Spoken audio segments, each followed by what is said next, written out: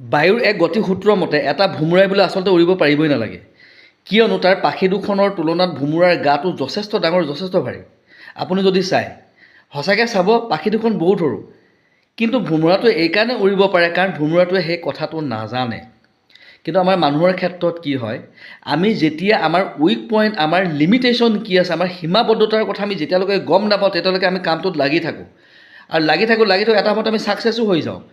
কিন্তু যেতিয়া আমি আমাৰ সীমাবদ্ধতাৰ কথা, আমাৰ উইক পইণ্টৰ কথা যেতিয়া আহি আমাক কোনোবাই কৈ দিয়ে যে এই কামটো তোমাৰ দ্বাৰা একদম সম্ভৱ নহয়, তুমি এনেই লাগি আছা, মিছাতে লাগি আছা, এই কামটো তুমি কেতিয়াও কৰিব নোৱাৰা, তোমাৰ মাজত সেই এবিলিটি, কোৱালিটি, স্কিল আছে জানো, কেলৈ লাগিছা, সেইদিনাখনৰ পৰাই আমাৰ কাম কৰা বন্ধ হৈ যায়, আমাৰ ফ'কাছ কমি যায়, কনচেনট্ৰেশ্যন নাইকিয়া হৈ যায় কামৰ প্ৰতি, আমাৰ উৎসাহ উদ্দীপনা একেবাৰে খতম, ফিনিছ না কি বৰাবৰ হৈ যায়।